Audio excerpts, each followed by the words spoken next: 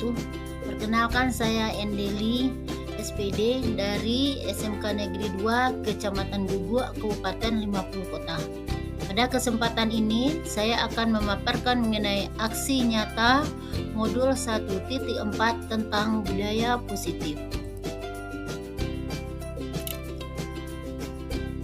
Kemudian, saya tergabung pada kelas 09.19 dengan fasilitator Ibu Elizabeth Menurung, SPD, dan pengajar praktek Bapak Cendro Casbajar, SPD. Rancangan aksi nyata. Latar belakang.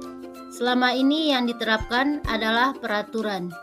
Jadi, murid menjalankannya dengan terpaksa karena takut akan mendapat hukuman. Kemudian tujuannya adalah agar murid menjadi lebih disiplin sehingga tercipta budaya positif di lingkungan sekolah. Tolak ukur, yaitu terbentuknya keyakinan kelas melalui kesepakatan kelas dan siswa menerapkan keyakinan kelas yang telah disepakati. Selanjutnya, lini masa, menemui kepala sekolah dan menjelaskan pentingnya keyakinan kelas, budaya positif diterapkan di sekolah. Kemudian mengumpulkan rekan guru untuk berbagi tentang budaya positif. Seterusnya berkoordinasi dengan rekan guru untuk membuat sebuah keyakinan kelas. Kemudian memantau penerapan keyakinan kelas. Dukungan yang dibutuhkan yaitu dukungan dari kepala sekolah, rekan guru, murid, orang tua, serta sarana dan prasarana dalam pelaksanaan budaya positif di sekolah.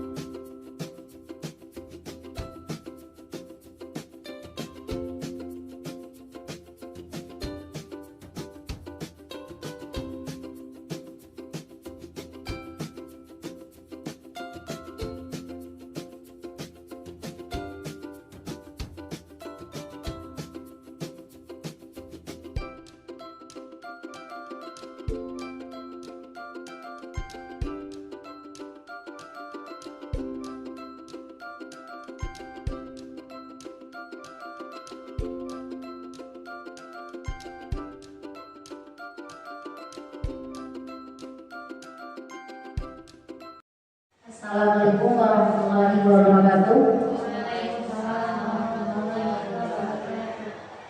Alhamdulillahirrahmanirrahim. Wassalatu wassalamu ala asyrofil anbiya'i wal mursalin wa ala alihi wa asyhadu an la ilaha illallah wa asyhadu anna Muhammadan rasulullah la nabiyya ba'dahu. Amin. Pertama adalah kita mengucapkan puji dan syukur dari Allah Subhanahu wa taala karena rahmat dan karunia-Nya kita bisa berkumpul di sini dalam rangka diseminasi mengenai budaya positif pada modul 1.4 pendidikan guru penggerak. Kemudian salawat serta salam marilah sama-sama kita kirimkan pada junjungan Nabi besar Muhammad sallallahu alaihi wasallam. Asyhadu an la ilaha illallah wa asyhadu anna Muhammadan rasulullah. Pada kesempatan ini saya mengucapkan terima kasih banyak pada Bapak Ibu semua yang telah menyempatkan waktunya untuk bisa hadir di sini.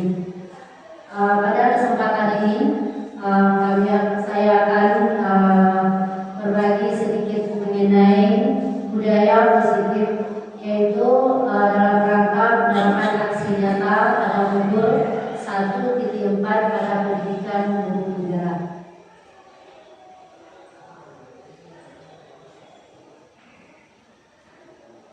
Jadi di dalam rangka menyebarkan pemahaman dan pengalaman, kemudian penyerapan budaya positif pada modul 1.4. Jadi sebenarnya mungkin di kelas-kelas kita juga sudah menerapkannya. Cuma di sini mungkin dari segi yang nyatanya seperti apa gitu. Nah, pada konsep modul 1.4 di sini yang akan kita lihat yang pertama adalah perubahan paradigma belajar, kemudian disiplin positif, kemudian motivasi perilaku manusia, kemudian kebutuhan dasar manusia, kemudian posisi kontrol restitusi, keyakinan kelas, dan segitiga restitusi. Nah, kita masuk pertama mengenai teori kontrol. Menurut Dr. William Glasser, maka di sini ada beberapa miskonsepsi tentang makna dari teori kontrol. Yang pertama di sini adalah ilusi guru mengontrol murid. Nah, pada dasarnya kita itu melakukan sesuatu tindakan pada murid. Ini kadang memaksa murid, ya, kadang dia tidak mau, tapi kita terus melakukannya, ya. Nah, jadi kalau misalkan dia mau dikontrol, itu sebenarnya dia sudah mengizinkan dirinya, ya, untuk kita melakukan hal tersebut. Kemudian yang kedua, ilusi bahwa penguatan positif, efektif, dan bermanfaat. Jadi biasanya kita melakukan tindakan atau perilaku, misalkan kita memberikan penguatan pada seorang siswa. Nah, ini adalah dalam rangka untuk mengontrol perilakunya. Kemudian tadi yang ketiga, ilusi bahwa kritik dan membuat orang merasa bersalah dapat menguatkan karakter. Nah, jadi sebenarnya di sini ini merupakan identitas gagal, karena kita melakukan kritik, jadi dengan merasa anak ini akan merasa dia akan bersalah, ya, dia melakukan suatu kesalahan, jadi dia merasa bersalah. Nah, terus lagi yang ketiga, ilusi bahwa orang dewasa memiliki hak untuk memaksa. Jadi kadang siswa karena kita gurunya, maka di sini dia akan lebih segan, ya, sehingga akhirnya apapun yang akan kita lakukan ini akan diterimanya saja. Tapi di sini hasilnya bisa saja nanti itu akan membuat suatu hubungan yang buruk dengan siswanya. Nah, kemudian kita ingin berubah, ya, dari pengalaman-pengalaman yang tadi, kemudian kita ingin mendekat pada pendekatan teori kontrol. Jadi kalau dalam kehidupan sehari-hari, misalkan di sini kita menganggap kebutuhan kita itu sama semuanya. Tapi menurut teori kontrol, itu kebutuhan kita itu berbeda-beda, tergantung orangnya. Nah, kemudian lagi semua orang melihat hal yang sama, ya. Nah, tapi kalau dari menurut sisi teori kontrol, setiap orang memiliki gambaran yang berbeda. Kemudian kita juga mencoba mengubah orang agar berkenan sama dengan kita. Nah, padahal sebenarnya di sini dari teori kontrol kita berusaha memahami bahwa pandangan orang itu tidak sama, bahwa pandangan itu bersifat relatif tergantung orangnya. Kemudian lagi, perilaku buruk dilihat sebagai suatu kesalahan. Nah, bahwa di sini semua perilaku atau tindakan yang dilakukan seseorang itu mempunyai suatu tujuan sehingga dia melaksanakan atau melakukannya. Kemudian lagi, orang lain bisa mengontrol saya, ya. Nah, dari sisi teori kontrol, hanya Anda yang bisa mengontrol diri Anda. Jadi kalau kita lihat misalkan di sini kita melakukan sebuah tindakan, ada di misalkan kita ambil contohnya, kita membuat sebuah kepalan tangan. Coba Bapak Ibu kepalkan tangannya. Jadi dari kepalan tangan ini, nah, siapa yang bisa membuka kepalan tangan Bapak Ibu? Ya. Jadi kalau misalkan kepalan tangan kita dibuka orang lain, bagaimana rasanya? Ya, bisa orang lain membuka kepalan tangan kita.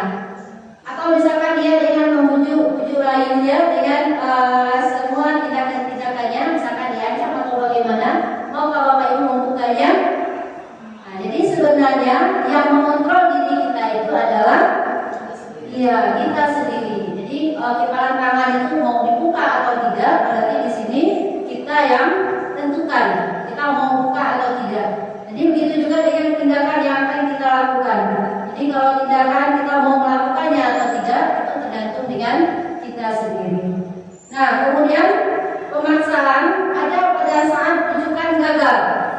Ya, jadi seperti kepalan tangan tadi, kalau misalkan dibujuk-bujuk bisa juga akhirnya itu terbuka. Itu tergantung orangnya, siapa yang membujuk, atau bisa juga bagaimana bujukannya itu, ya. Nah, jadi dari sisi teori kontrol ini kita melakukan kolaborasi dan konsensus menciptakan pilihan-pilihan baru. Jadi dengan kita berkolaborasi dan bekerja sama, jadi akhirnya tidak ada pemaksaan-pemaksaan ya akan tindakan yang akan kita lakukan. Kemudian modal berpikir dengan kalah atau semuanya kita menganggap saingan, ya teman-teman kita anggap saingan. Nah, jadi dari sisi teori kontrol kita berpikirnya itu menang-menang, ya kita semuanya menang. Ya apa yang kita lakukan kita dengan tujuan untuk kemenangan semuanya. Nah, kemudian lagi dari sisi teori kontrol ini kita dengan menunjukkan dengan pandangan-pandangan tadi, maka kita akan mendapatkan suatu disiplin positif. Nah, disiplin positif ini berawal dari kebiasaan-kebiasaan yang kita lakukan. Ya, baik itu dalam bersikap maupun kita dalam tindakan kita sehari-hari. Jadi kalau sudah menjadi kebiasaan, maka ini akan menjadi sebuah karakter. Misalkan pada murid kita saat melakukan upacara bendera, kita tidak perlu lagi ya untuk mengatur anak-anak itu agar berbaris begini begitu harus tepat waktu dan sebagainya. Nah, kita menginginkan disiplin ini benar-benar keluar dari atau dari dirinya sendiri, ya atau kita sebut dengan motivasi intrinsik. Ya, jadi bagaimana kebiasaan-kebiasaan baik yang kita lakukan itu akan menunjukkan sebuah disiplin positif. Atau bisa juga, misalkan sebelum pembelajaran kita itu misalkan berdoa, kemudian baca Al-Quran, kemudian pas pulang juga ditutup dengan doa, ya. Kemudian bisa juga dari pertama anak-anak datang, ya. Nah, anak-anak itu sudah tersenyum sama kita, ya. Kita menunggu di pagar di luar, dia datang, dia sudah tersenyum. Itu sudah merupakan sebuah kebiasaan positif. Jadi kebiasaan-kebiasaan ini akhirnya bisa menjadikan sebuah disiplin positif. Nah, jadi untuk itu kita sebagai pendidik ini tujuannya adalah untuk menciptakan peserta didik yang memiliki disiplin diri sehingga mereka berperilaku mengacu pada nilai-nilai kebaikan universal sehingga di sini dia memiliki motivasi dalam dirinya masing-masing. Jadi dari disiplin-disiplin ini adalah tujuannya pada atau ini bersumber dari nilai-nilai kebaikan ya yang ada di kehidupan kita. Nah, kemudian lagi dari disiplin-disiplin yang kita lakukan itu akan menghasilkan sebuah tindakan. Jadi tindakan ini misalkan pada suatu tindakan yang akan nah, jadi misalkan ini menghindari kenyamanan dan hukuman. Dia bisa melakukan disiplin karena takut dihukum, ya takut dihukum. Misalkan siswa terlambat, nanti dia suruh untuk membersihkan pekarangan atau membersihkan lingkungan. Jadi karena dia takut, maka akhirnya dia berusaha agar dia tidak terlambat. Terus yang kedua, mendapatkan imbalan atau penghargaan dari orang lain. Yang bisa melakukan suatu kebaikan itu hanya ingin mendapatkan imbalan atau penghargaan dari orang lain. Nah, jadi yang pertama ketidaknyamanan dan hukuman itu adalah motivasi dari luar atau ekstrinsik. Nah, kemudian yang mendapatkan imbalan atau hadiah ini juga merupakan motivasi dari luar atau ekstrinsik. Nah, kemudian kalau misalkan dia itu benar-benar melakukan suatu tindakan, ini benar-benar dari hatinya yang mencapai nilai-nilai kebaikan diri sendiri. Nah, itu merupakan motivasinya dari dalam atau motivasi yang bersifat intrinsik. Jadi kita menginginkan hal yang seperti itu. Jangan hanya anak-anak ini melakukan hal-hal kebaikan ini hanya untuk terhindar dari hukuman atau merasa tidak nyaman. Nah, kemudian untuk mendapatkan imbalan dengan seperti itu. Kita mengharapkan disiplin yang dilakukan oleh anak-anak itu benar-benar dari dirinya sendiri. Begitu juga dengan kita guru, ya. Jadi bukan terfokus pada siswa saja. Jadi kita melakukan disiplin ini memang dari hati kita yang paling dalam, ya. Itu yang kita kenal dengan motivasi intrinsik. Nah, jadi dari perilaku itu, maka di sini ini kita hubungkan dengan kebutuhan dasar manusia. Karena seseorang itu berperilaku, ini ada hubungannya dengan kebutuhannya, ya, kebutuhan dasar yang tidak terpenuhi. Nah, di sini kebutuhan dasar manusia adalah sesuatu yang kita lakukan untuk mendapatkan apa yang kita inginkan. Seluruh tindakan yang kita lakukan ini memiliki tujuan. Semua usaha terbaik yang kita lakukan ini bertujuan agar kebutuhan dasar kita terpenuhi dengan baik. Karena semua manusia, semua makhluk hidup di dunia ini mempunyai kebutuhan, ya. Nah, jadi kebutuhan ini harus terpenuhi. Nah, sekarang kita lihat mana 5 kebutuhan dasar itu. Yang pertama adalah kebutuhan bertahan hidup. Ini adalah kebutuhan yang pertama. Jadi untuk bisa bertahan hidup, nah, jadi di sini kita membutuhkan makanan, pakaian, tempat tinggal, keamanan dan kesehatan. Jadi kebutuhan dasar ini harus terpenuhi agar bisa kita bertahan hidup. Nah, kemudian lagi kebutuhan kasih sayang dan merasa diterima. Jadi kita perhatikan siswa kita atau murid di dalam kelas. Nah, bagaimana di sini rasa diterima, dipedulikan. Kalau dia itu diterima pada kelompoknya. Kadang kita lihat anak-anak ada dia kelompok, ada yang merasa terasing sendirian, tidak ada kelompoknya. Nah, jadi di sini kebutuhan itu yang diperlukan, ya, kasih sayang dan rasa diterima. Bagaimana nanti kita menyikapinya agar dia itu tidak terasing dari kelompoknya, agar dia diterima oleh kelompoknya. Kemudian kepuasan, ya. Jadi di sini berhubungan dengan harga diri, keinginan untuk dianggap, kemudian prestasi, diakui dan didengar. Kadang kita dalam kelas, kadang ada ini pengantarnya, misalkan namanya bawa makanan, langsung dislot, ya. Nah, jadi kalau dia itu, Tuhannya tidak penuhi. Kalau menurut Bapak Ibu apa kira-kira Tuhannya itu? Kalau akan membawa makanan, dia yang memakan, ya. Jadi artinya itu sudah marah. Menurut Bapak Ibu kira-kira Tuhannya yang tadi? Iya, tadi. Atau di penguasaan. Nah, jadi mungkin di rumah, nah, jadi dia agak merasa tekam. Nah, saat di sekolah dia melakukan hal yang seperti itu. Kemudian juga kebebasan, ya, kemudian akan bebas. Jadi untuk bahasa ini semua kita membutuhkannya atau dekaan, ya. Kita ini kemudian memiliki pilihan, kemudian mencoba baru dan mampu mengendalikan diri, ya. Nah, begitu juga dengan siswa kita di sekolah. Kalau misalkan anak yang tadi mengambil teman-temannya, ini bisa saja ini masukkan,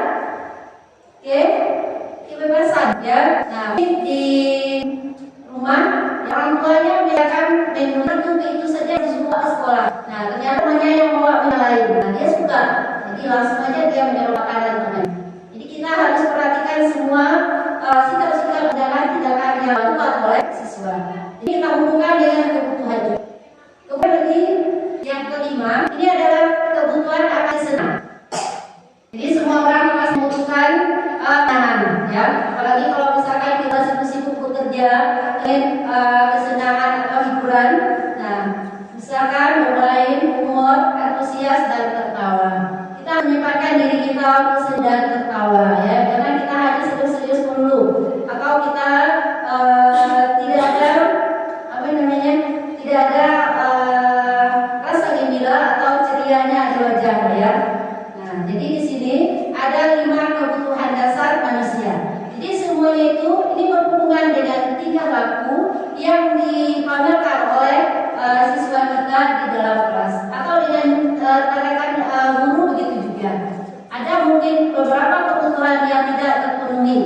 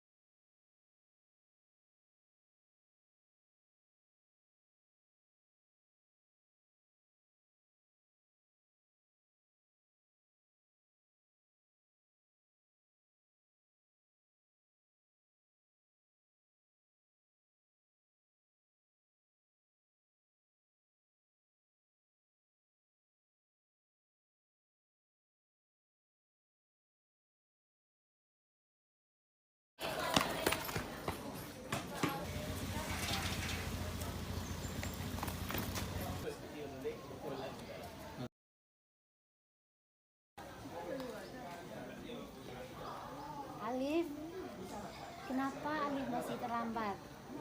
Kan sudah ibu bilang, jangan terlambat lagi. Saya terlambat bangun, Bu. Jadi kalau Alif terlambat terus, nanti ibu yang dimarahi oleh bapak kepala sekolah. Jadi kalau misalkan Alif terlambat, nanti ibu dibilang tidak bisa membina Alif. Maaf, Bu. Ya, sudah. Jadi besok-besok jangan terlambat lagi ya. Ya, Bu, maaf banget, Bu. Ya, sekarang silakan Alif masuk ke kelas. Makasih, Bu. Nah, jadi kalau kita berada pada posisi kontrol yaitu teman, nah maka di sini hasilnya murid itu akan merasa senang dan akrab dengan guru. Nah, kemudian itu adalah termasuk dampak positif. Nah, jadi di sini ada juga dampak negatifnya.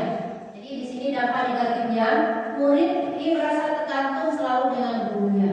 Kalau misalkan dia terlambat lagi, ternyata guru yang kemarin itu tidak ada, nah maka dia akan bertanya-tanya, mana bapak yang kemarin, mana ibu yang kemarin, ya. Nah, karena dia sudah merasa dibantu oleh guru tersebut. Nah, kemudian lagi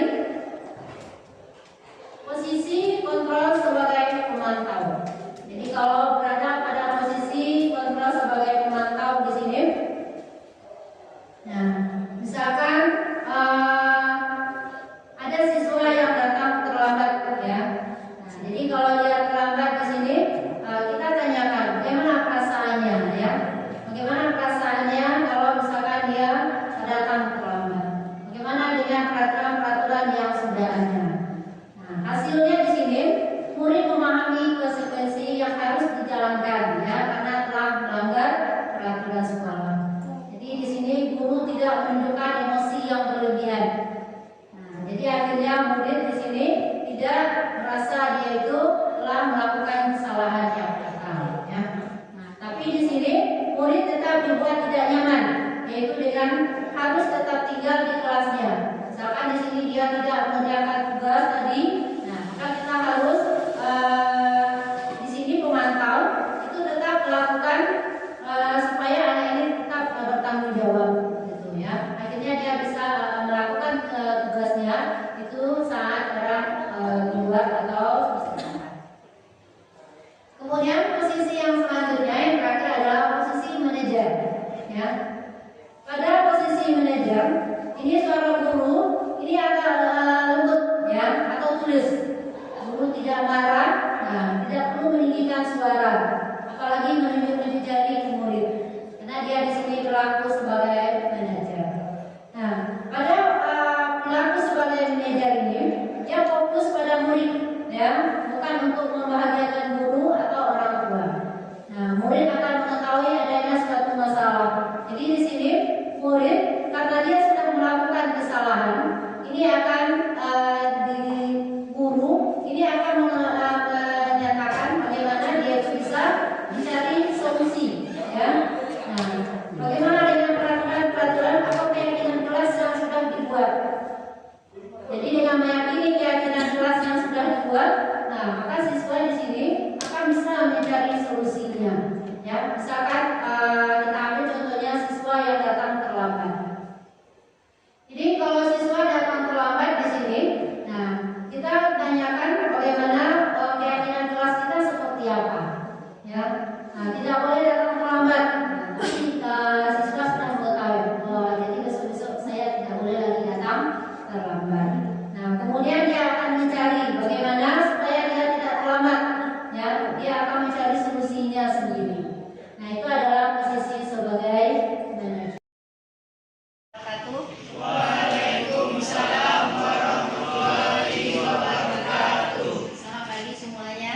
Pagi. Apa kabarnya hari ini? Alhamdulillah baik. Ya. Sehat semuanya? Ya. Jadi di sini sebelum pembelajaran kita mulai, ada baiknya kita membuat sebuah peraturan atau yang kita sebut nanti dengan keyakinan kelas, ya. Karena beberapa hari belakangan ini ada beberapa di antara teman kamu yang mengeluhkan keadaan kelasnya, mana di sini dia merasa ada yang kurang bersahabat, ya, kurang memperhatikan. Kemudian ada juga yang kadang-kadang berbicaranya kasar, kemudian dia agak merasa terasing, sehingga di sini dia menginginkan kelas yang lebih kompak. Nah, jadi untuk ini maka kita akan membuat sebuah kesepakatan sehingga nanti kamu bisa, ya, di dalam kelas itu merasa nyaman untuk melakukan pembelajaran. Nah, untuk ini kita buat yang pertama mengenai peraturan kelas. Nah, jadi nanti masing-masing kamu ini menginginkan seperti apa kelasnya. Jadi nanti kamu tuliskan di sini, nanti kita baca sama-sama, ya. Kita buat sama-sama. Karena yang namanya peraturan atau keyakinan kelas ini kita buat sama-sama, kemudian berarti yang meyakininya siapa?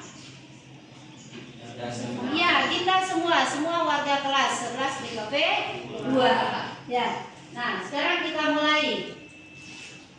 Untuk membuat keyakinan kelas ini, kita buat yang pertama mengenai peraturan seperti apa yang kamu inginkan. Kelas yang seperti apa yang kamu inginkan ke depannya, sehingga kita lebih nyaman dalam proses pembelajaran. Nah, sekarang coba siapa yang pertama yang menginginkan kelas seperti apa? Jadi di sini tuliskan ke depan, ya, seperti apa kelasnya yang diinginkan. Jadi ini dalam lingkup kelas kita saja, kelas 11 BKP 2, ya, seperti apa?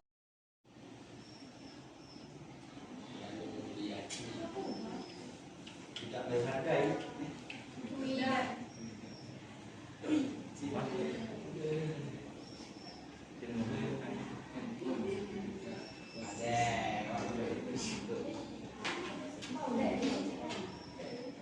Menggunakan Muna kan bang?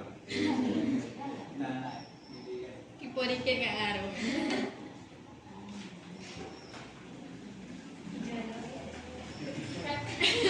Enggak ah, gini. Tingkat.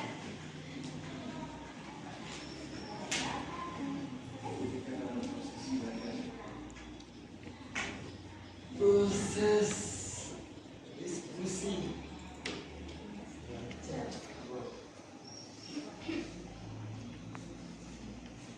Nah, masih ada lagi?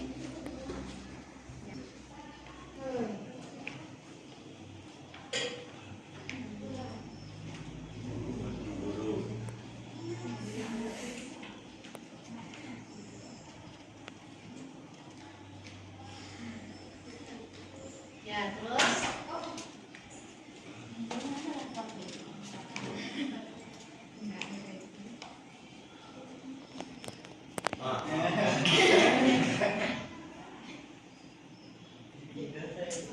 Materi.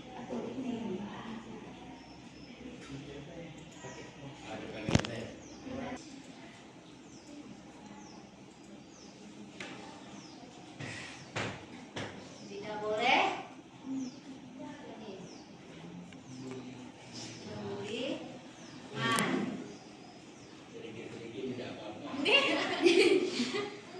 Nggak boleh itu.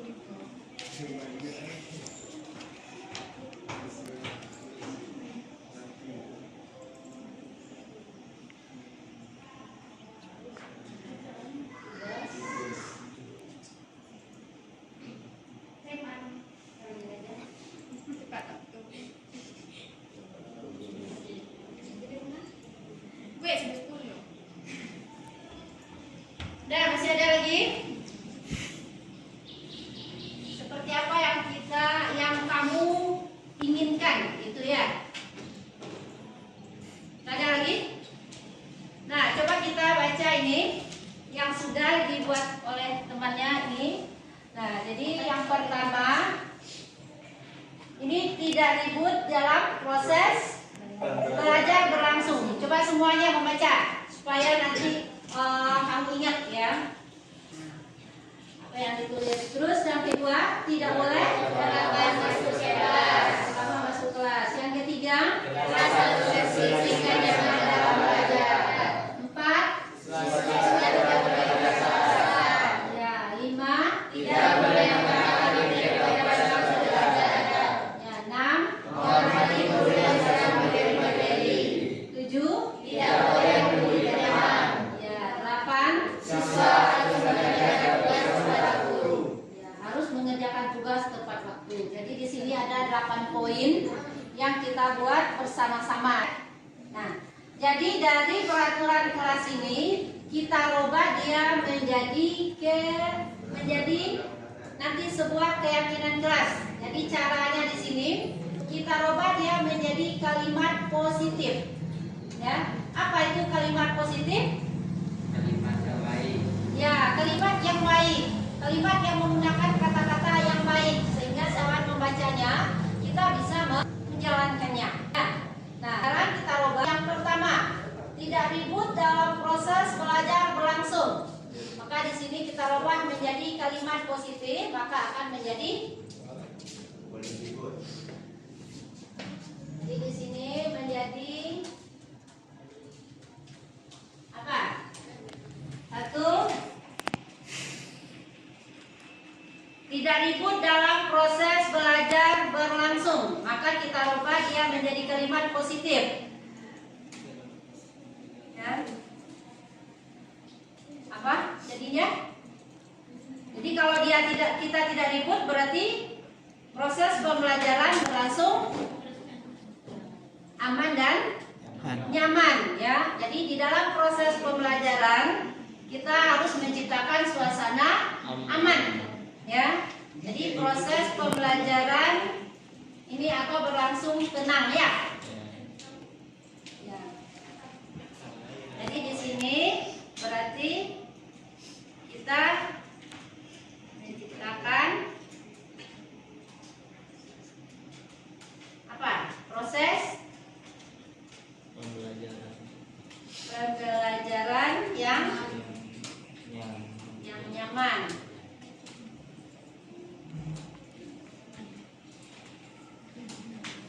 Nah, lanjut lagi yang nomor 2. Tidak boleh lambat masuk ke kelas. Nah, berarti di sini kalau boleh terlambat berarti harus bagaimana? Datangnya lebih awal ya.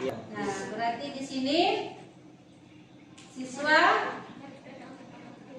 masuk ke kelas iya tepat waktu.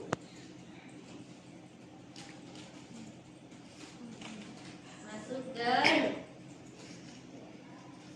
kelas tepat waktu. Nah, coba lagi kamu yang nomor 3. Kelas harus bersih sehingga nyaman dalam belajar. Jadi kalau di dalam kalimat positif ini tidak ada kata-kata yang dilarang, kemudian kata-kata jangan. Nah, itu ya. Nah, jadi kalau yang nomor 3 apa jadinya? Coba kamu buat ke depan.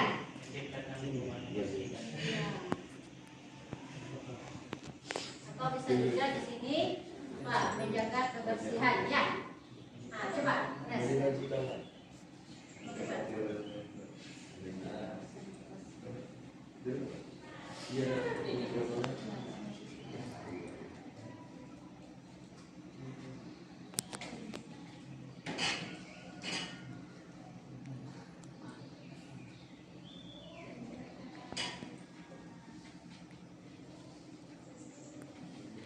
Jadi yang ketiga menjaga ruang lingkup kelas yang bersih dan nyaman. Ada lagi pendapat yang lain? Ada pendapat yang lain? Berarti di sini yang bersih ini artinya menjaga ya kebersihan di kelas ya, lingkup kelas ya. Nah, selanjutnya lagi yang nomor 4.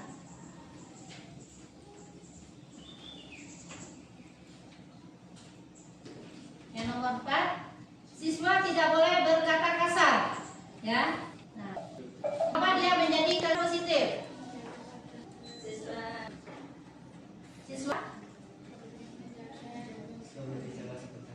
berbicara dengan ya sopan santun. Ya, tuliskan di depan. Ya.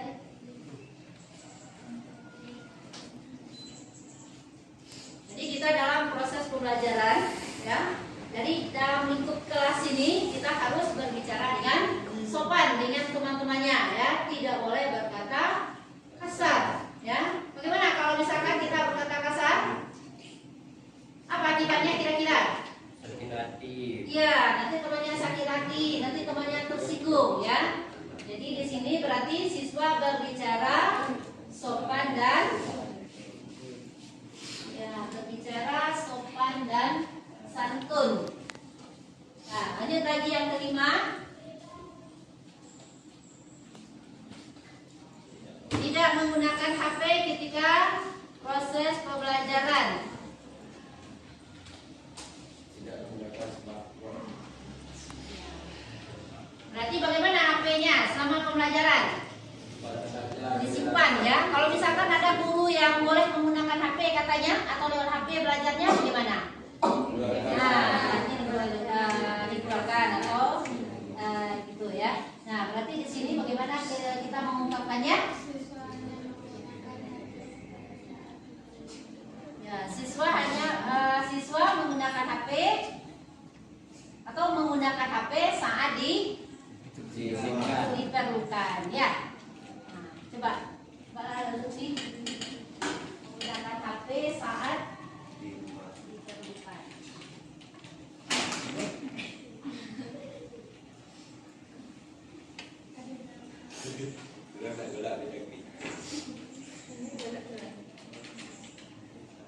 Menggunakan HP saat diperlukan ya. Nah, lanjut lagi yang nomor 6.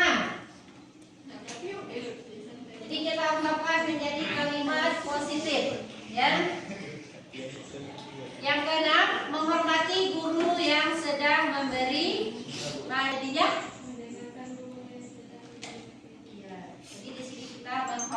mengerti ya. Kadang ada yang tidak memperhatikan ya. Nah, jadi berarti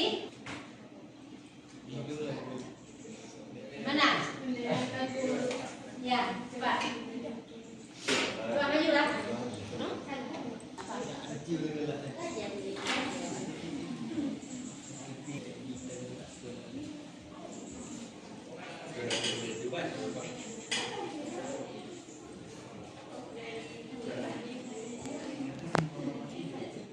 Jadi yang keenam, coba yang keenam, dengarkan dulu yang sedang memberikan materi. Ada yang lain pendapat? Coba info. Mendengarkan guru yang sedang memberikan materi apa? Pelajarannya. Nah, selanjutnya yang nomor 7, tidak boleh membuli teman. Maka di sini kalimat positifnya adalah, jadi kalau membuli itu di sini apa, menghargai? Ya, berarti saling menghargai. Ya, coba. Saling menghargai ya, sama teman ya, atau boleh juga lebih luas skopnya ya. Semua warga saling menghargai. Coba.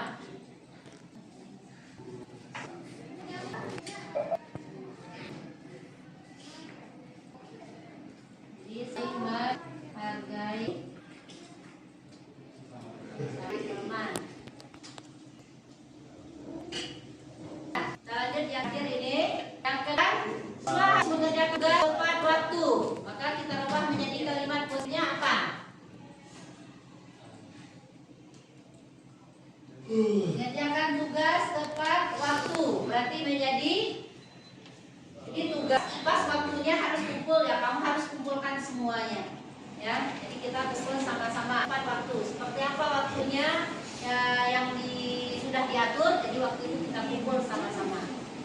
Berarti menjadi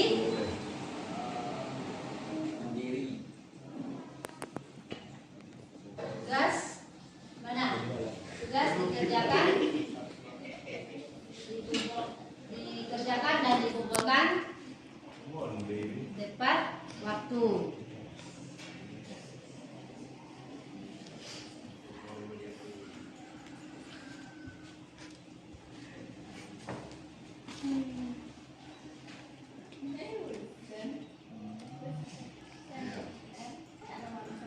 Tugas dikerjakan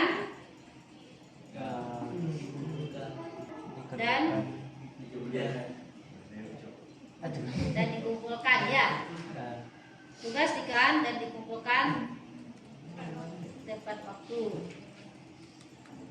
Ada pendapat yang lain? Sesuai dengan itu. Ya.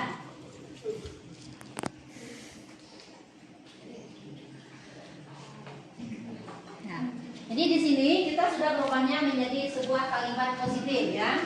Nah, coba kita lihat lagi. Jadi yang pertama, kelas ini semua warga kelas ini kita semuanya menciptakan rasa aman sehingga kamu nyaman dalam belajar ya. Jadi sama-sama kita membuat suasana menjadi lebih kondusif, lebih aman ya, nyaman. Nah, kemudian siswa masuk ke kelas tepat waktu. Jadi usahakan bangunnya itu lebih awal sehingga kamu tidak terlambat datang ke sekolah. Kemudian menjaga ruang lingkup kelas bersih dan nyaman ya. Kemudian yang keempat, siswa berbicara sopan dan santun. Yang kelima, tidak siswa menggunakan HP saat diperlukan. Jadi kalau perlu baru boleh keluar HP-nya. Ya. Nah, kemudian yang keenam, mendengarkan guru yang sedang memberi materi. Jadi harus perhatikan ya, atau mendengarkan, atau boleh juga di sini kita tambah menjadi apa? Memperhatikan. Kemudian Kemudian yang ketujuh, saling menghargai sesama teman. Jadi tidak ada lagi yang suka mencemeh atau misalkan suka bully dan sebagainya. Kemudian tugas yang diberikan guru ini kita kerjakan tepat waktu ya. Nah, jadi dalam waktu pengumpulannya juga harus sesuai dengan apa yang sudah dijanjikan. Gitu. Nah, tadi kalimat positif inilah nanti yang menjadi sebagai sebuah keyakinan kelas. Ya, jadi inilah keyakinan kelas dari keyakinan kelas 11 DKV 2. Keyakinan kelas DKV 2. Jadi di sini ada berapa nih? Ya, ada 8 ya.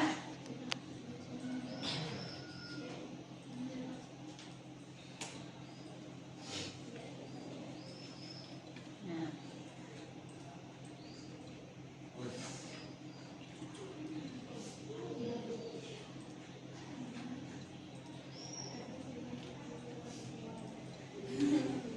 Nah, jadi ada 8 keyakinan kelas. Mana keyakinan kelas ini kita yang buat, kemudian kita yang apa?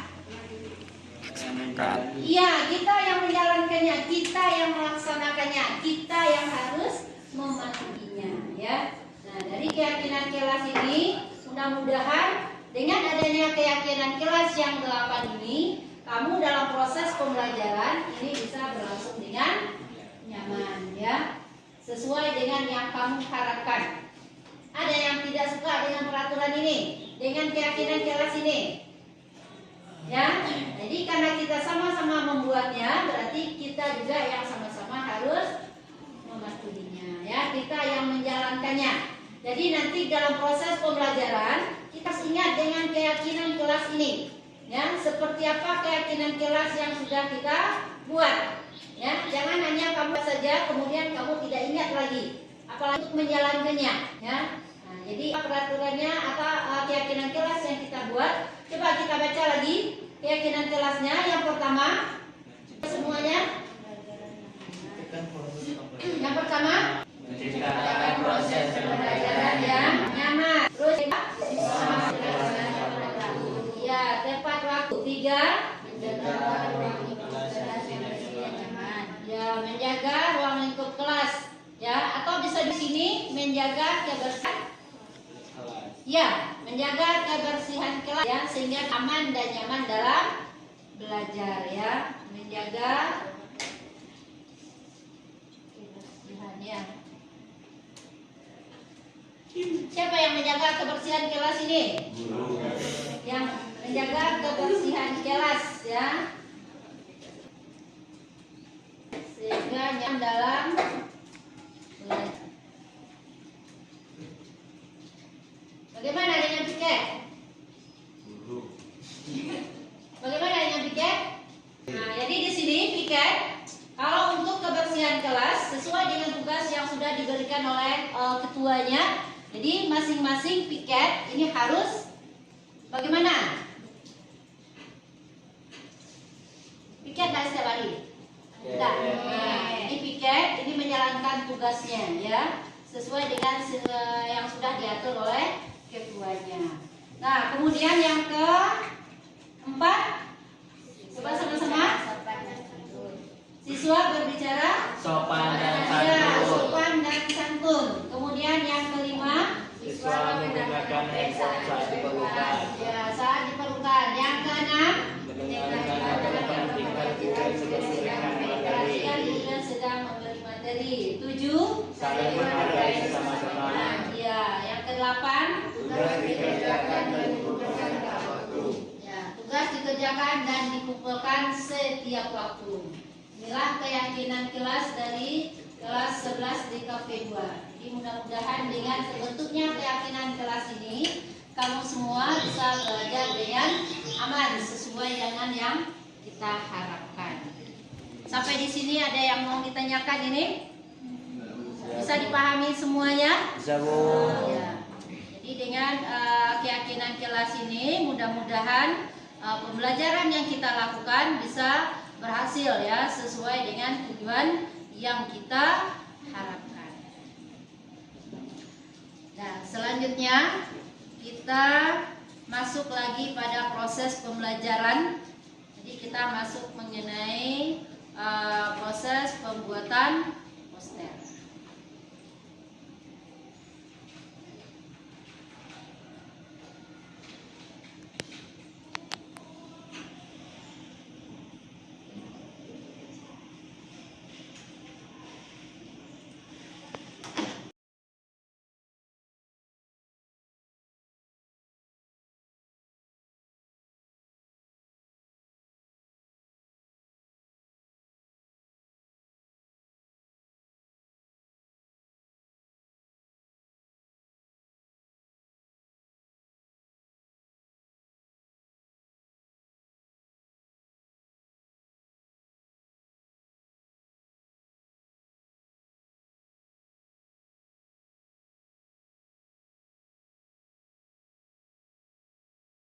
Dari keyakinan kelas yang sudah kita buat tadi, maka kita buat dia dalam bentuk poster. Nah, setelah itu kita pampangkan di kelas ya, di dalam kelasnya. Jadi semua orang akan baca ya, semua warga kelas akan baca mengenai keyakinan yang sudah kita buat ya. Jadi keyakinan kelas yang 8 tadi kita buat dalam bentuk poster ya, kemudian nanti kita cetak dan ditempel di dalam kelas.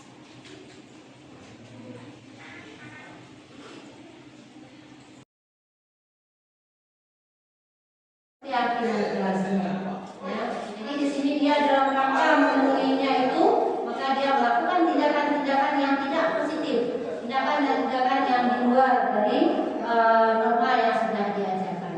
Kemudian yang ketiga itu adalah menanyakan keyakinan. Seperti tadi kita sudah membuat keyakinan kelas. Nah, kita sudah ada keyakinan kelasnya. Nah, ternyata dia tidak melakukan tindakan yang tidak sesuai dengan keyakinan kelas. Misalkan dia datang terlambat masuk ke kelas, ya. Nah, berarti nanti kita harus tanyakan bagaimana keyakinan kelas yang telah kita buat. Makanya tidak ada siswa datang tepat waktu. Nah, ternyata dia terlambat. Nah, berarti dia sudah tahu, ya, tapi masih dilaksanakan juga, masih dilakukan juga. Maka di sini kita bisa menanyakan keyakinan kelasnya, kemudian gagasan apa yang akan dilakukan untuk memperbaiki kesalahannya itu. Nah, kalau dia sudah meyakini apa keyakinan kelasnya ini, nah maka dia akan bisa mencari solusinya sendiri. Nah, bisa-bisa lebih awal lagi bangunnya, atau bisa saja dia lebih tidak main-main di jalan dan sebagainya, sehingga dia cepat datang ke sekolah. Nah, kemudian di sini untuk penerapan segitiga restitusi, ini saya angkat kasusnya siswa tidak membuat tugas pada mata pelajaran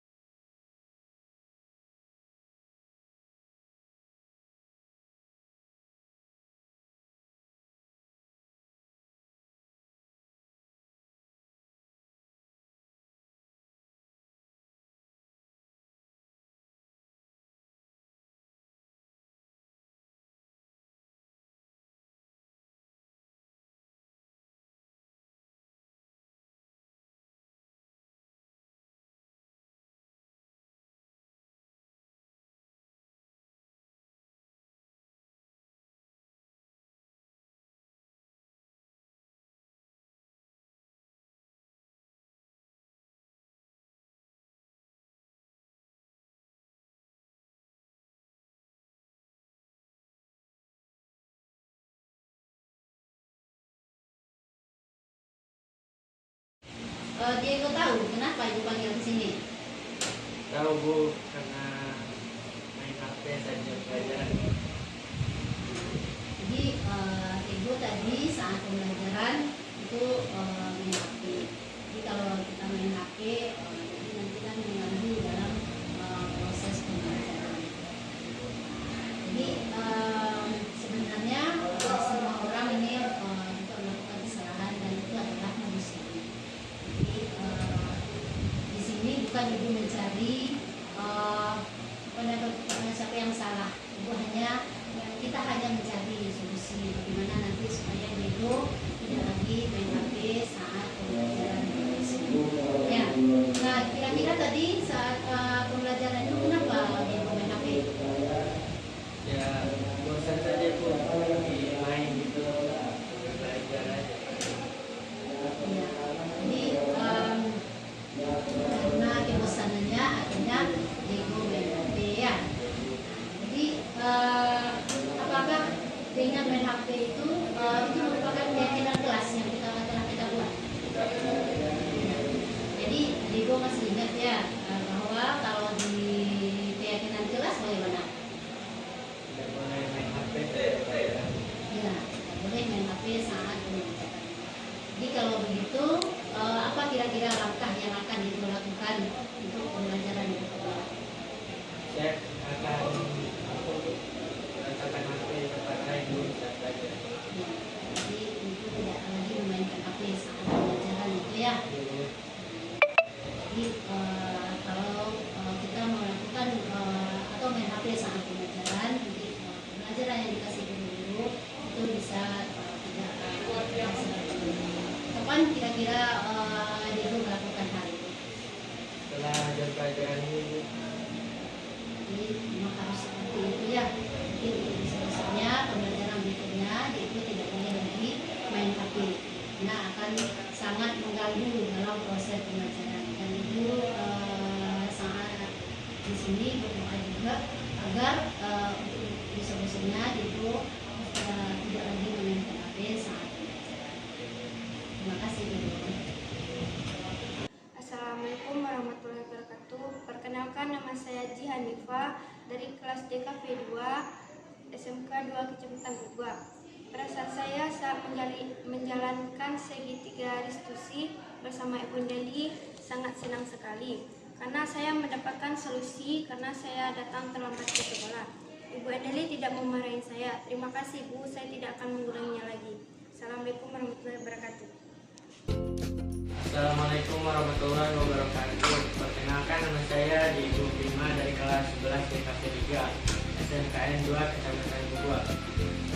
Perasaan saya saat menjalankan segitiga restitusi bersama Ibu Deli sangat senang sekali karena saya mendapatkan solusi. Karena saya main game saat jam pelajaran, Ibu Deli bisa memarahi saya. Terima kasih Ibu, saya tidak akan mengulanginya lagi. Bukan Ibu Endeli sangat menyenangkan bagi siswa karena telah melakukan perubahan-perubahan di kelas seperti menanamkan budaya positif sehingga siswa dapat mencari solusi masalahnya sendiri.